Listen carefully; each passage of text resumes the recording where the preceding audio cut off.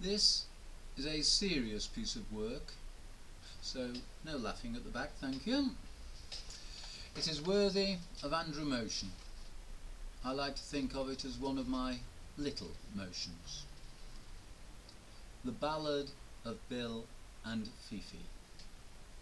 Old Bill, Billy Osselthwaite, he farmed on Gimme Moor, in the land of the High Pennines, as did his father before, and his father before that, and his father before that, well, you get the idea. He had 12 cows and 2 bulls, dear. He had a hairy ass. He had many sheep upon the moor, which led to Lemmy Pass. He had some hens and a cock, Earl. He had a great big hog. Its name was Jacob Rees. Jacob Rees hog? You well know. First above all the rest, he had his faithful dog, Fifi.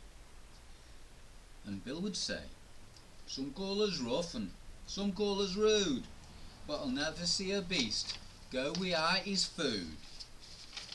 'Twas in the winter of '62 when it snowed, and snowed some more. There's them what say it didn't stop snowing till the summer of '84. 'Twas in the winter of '62 when the snow it came to stay. Bill prodded his wife awake and said, "Them sheep'll need their hay." "Wife Gladys," she replied, "I'll feed the chickens and the hog. I'll feed the cattle in that there shed, but I'll do no more in this frozen fog." Bill thought hard and Bill thought long, 10 seconds without a peep. Then, "I'll go up to Gimme Moor, I've got to feed me sheep." Gladys, of fair and hairy face, exhaled a loud reply, "Thee costna go out in fog and snow, or else thee't sure to die." "Hang on, I'll get thee coat." She fetched his old black boots, she fetched his old flat cap, she filled up his tweed coat pockets with whiskey and some snap. Bill shouted for his big sheep dog, his dog so brave and bold. Fifi quickly barked back, "Bugger off, it's far too bloody cold." So Bill said, "Some call us rough, some call us rude, but I'll never see a beast go without his food.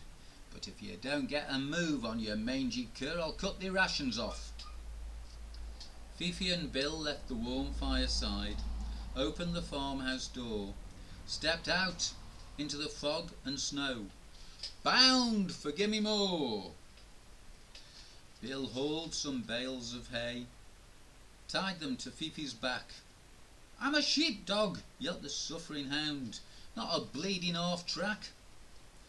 With 10 more bales strapped to himself, Bill made ready to go.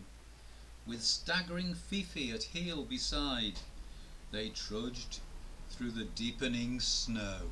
Da-dun, da-dun, da-dun, da-dun. Eventually they reached the top, scoured all of Gimme Moor, discovered that the sheep had left. They'd had the sense to go down before.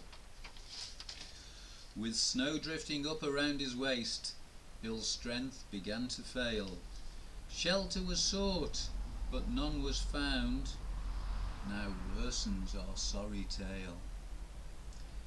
Bill said, "I may be layin' frozen in the snow, surrounded by freezing fog, but at least I've got me own best friend, me loyal faithful sheepdog.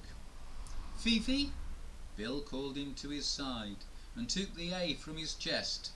It had slipped, and besides I need the rhyme. "It looks like the end for both of us. At least we did our best." Fifi nuzzled close to Bill, Fifi both true and bold. Fifi nuzzled close to Bill, the dog's bollocks were really cold. Old Bill stared across at the snow, with eyes red, white and tired. In a whisper, lips purple and cracked, he said, before he expired, "Some call us rough and some call us rude, but I'll never see a beast go without his food." and he fed his last butty to Fifi. Ah, come on everybody. Ah, thank you. I hope you're listening still. The snow came down for a good 3 months. It were 4, said a few. Gladys didn't think to call the rescue out till the telly licence was due. Mountain Rescue promptly combed the moor. After downing some bevies in the pub, they were fearful of what they'd find. Bill must have run out of grub. What they found is sad to tell. What they found is sad to relate. What they found on High Gimme Moor was in such a terrible state. All that was left of poor old Bill, after so long without snap, all that was left of that poor man were his old boots and his cap. But even in horror there is hope. Every cloud hides silver, so they say. Fifi, loyal and faithful to the end, with Bill, had decided to stay. Ah, but wait, all was not lost, even on that frozen peat hag. As the lads from rescue approached, Fifi's tail began to wag. The brave boys carried Bill's boots back, and his cap without his head. Fifi needed none of their help. He seemed remarkably well fed. When Gladys heard of Bill's demise, she said, "Me tears must surely come." Distraught, she sat down upon her step and pinched the insurance man's bum. And this is what she said. Ah, some called him rough, some called him rude, but he'd never see a beast go without his food. Would he, Fifi? He'd never see a beast go without his food. Would he, Fifi?